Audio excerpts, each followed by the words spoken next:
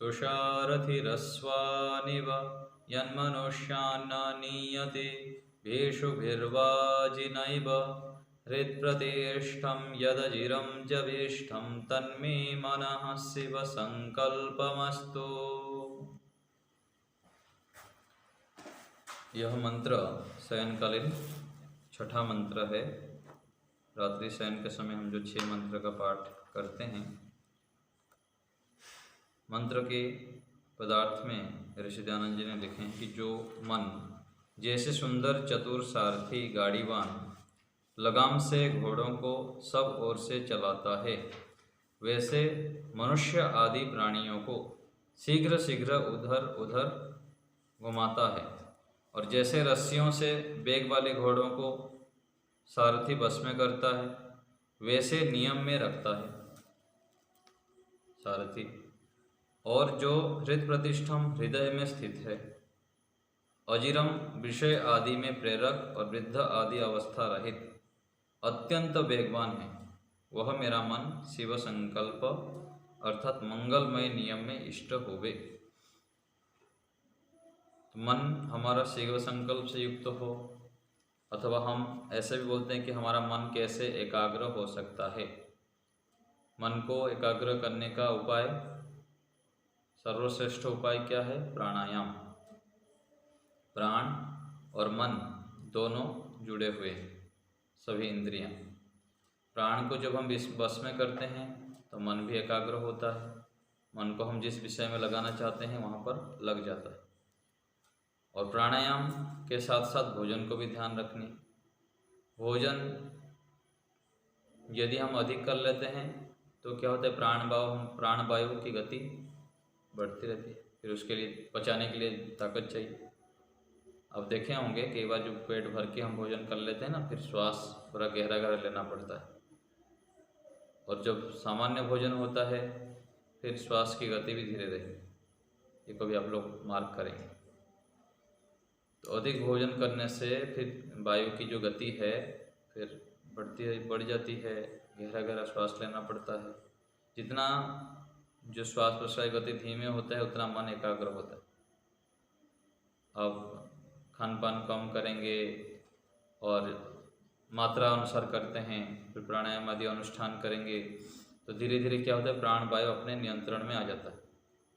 इसलिए प्राणायाम बहुत अधिक आवश्यक है यदि हम शीघ्रता से मन को एकाग्र करना चाहते हैं तो। और प्राणायाम को विधि पूर्वक निरंतर धीरे धीरे जब बढ़ाते रहेंगे तो मन उतना उतना एकाग्र होता रहेगा। और साथ साथ बहुत सारे उपायों को भी करते रहना चाहिए, खान पान भी और दिनचर्या भी, स्वस्थ विचार, सभी ओर से हमको जागरूक रहना होता है। अजागरूक जो व्यक्ति है, सावधान नहीं है, तो फिर वो मन को एकाग्र नहीं कर पाता है। जो व्यक्ति परोपकारी है, दूसरे के उपकार करने के लिए तत्पर रहता है और अपनी योग्यता को निरंतर बढ़ाता रहता है, पुरुषार्थ करता है, मेहनती बनता है, धर्म अनुकूल आचरण करता है, उसका मन एकाग्र होगा और वो जिस चीज़ में आगे लगाना चाहेगा, ईश्वर में हो और कोई पाठ याद करना होगा, कोई भी कार्य हो, श्रेष्ठ कार्य में मन को एकाग्र कर सकता है और उसमें फिर सिद्धि प्राप्त कर सकता है, विशेष उपलब्धि को प्राप्त कर सकता है। तो भावार्थ में लिखे हैं कि जैसे मनुष्य जिस पदार्थ में आसक्त है वही बल से सारथी घोड़ों को वैसे प्राणियों को ले जाता है, और लगाम से सारथी घोड़ों को वैसे बस में रखता है। प्राणियों को मतलब सारथी घोड़े के ऊपर जो बैठा है उसको खींच के ले लेता है अपने, और जितने लगाम उसके पास है तो सारथी घोड़ों को अपने बस में रख लेता है।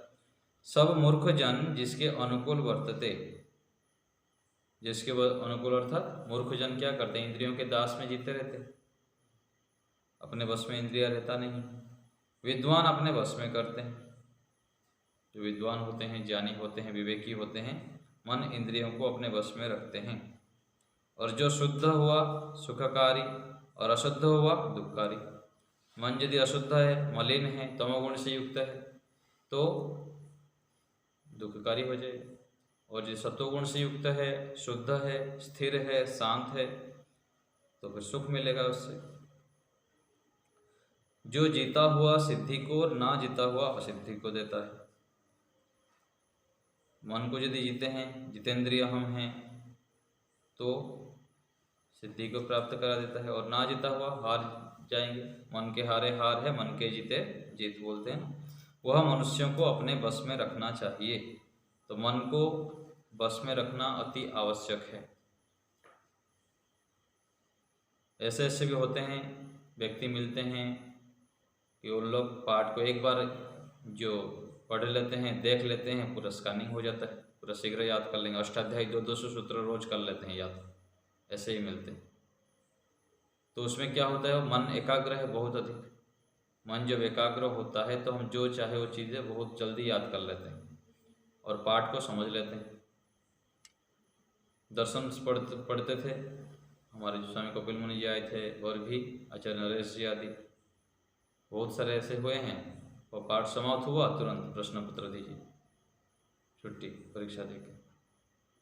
और कोई महीनों महीनों तक, एक दिन, 4 दिन, 5 दिन समय मिला, और एक दिन चलता रहता है। तो ये सब अपने मन के एकाग्रता के ऊपर है, और भी बहुत सारे पुरुषार्थ करना पड़ता है। जन्म जन्मांतर के संस्कार है, इसी जीवन में खान पान, पुरुषार्थ जो अधिक किया है, अधिक सावधान रहा जीवन को लेकर, परोपकारी हुआ, दूसरे के उपकारी रहा, उसका मन शीघ्र एकाग्र हो जाता है। तो मन के एकाग्रता के लिए बहुत सारा व्यवहार को हमको शुद्ध करना पड़ता है, ज्ञान को शुद्ध करना पड़ता है, फिर उसके उपाय को जानना होता है, तब जाके मन एकाग्र होता है और हम शीघ्रता से कार्यों को कर लेते हैं।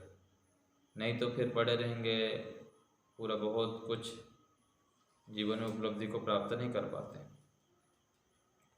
तो मन एकाग्र होता है प्राणायाम से, ध्यान से, सज्जनों के संग में, और अपने आत्मनिरीक्षण के माध्यम से अपने दोषों को देखना कि मैं कहाँ कहाँ दोष करता हूँ, किस किस जगह पर अभिमान करता हूँ। ऐसे कहा जाता है कि अभिमान श्रियः हन्ति। जो अभिमान है, अहंकार है, अपने आप को बड़ा मानना और नम्र नहीं होना, इससे क्या होता है, जितने हमारे पास अच्छे अच्छे गुण आना चाहिए वो नहीं आ पाता है। उससे सब श्रेय, जो जो अच्छे गुण हैं वो जो होगा वो भी छूट जाएगा। इसलिए अभिमान आदि दोषों से बचना चाहिए, और उसको बचने के लिए उपाय यह है कि निरंतर ईश्वर के सानिध्य में रहना, ईश्वर से प्रार्थना करनी है कि प्रभु मेरा दोष क्या है मुझको बताइए, मुझको जनाइए। नहीं तो दोष पता ही नहीं लगेगा सालों साल तक, 20 साल बाद फिर पता लगता है अरे मैं तो क्या क्या दोष कर लिया, इतना दोष तो मेरे अंदर था, मैं पहचान ही नहीं पा रहा था। पहाड़ के समान दोष हमारे अंदर भरा पड़ा रहता है, लेकिन हमको पता ही नहीं, उसके ऊपर काम नहीं करते, और काम भी करते हैं तो सामान्य हथौड़ी लेके उसमें पहाड़ को खोदना चाहते हैं। जबकि पहाड़ कैसे खोदेगा, बुलडोजर से होगा। क्या चाहिए पहाड़ को खोदने के लिए, बुलडोजर लगाना पड़ेगा, जेसीबी लगानी पड़ेगी। और हम हथौड़ा लेके यदि खोदते रहेंगे ऐसे, तो दोस्त कब तक हटाएंगे।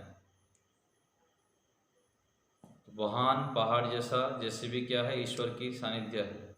जितना हम ईश्वर समर्पण करेंगे, दिन भर ईश्वर से जुड़े रहेंगे, जप करते रहिए हजारों बार, लाखों बार, अर्थ विचार पूर्वक, फिर चित्त पवित्र हो जाएगा, ईश्वरी कृपा बरसेगी।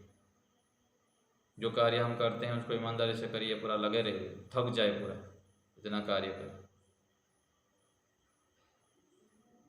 तब फिर हमारा मन एकाग्र हो जाएगा और जल्दी जल्दी हम आगे बढ़ जाएंगे, जो प्राप्त करना चाहते हैं प्राप्त कर लेंगे।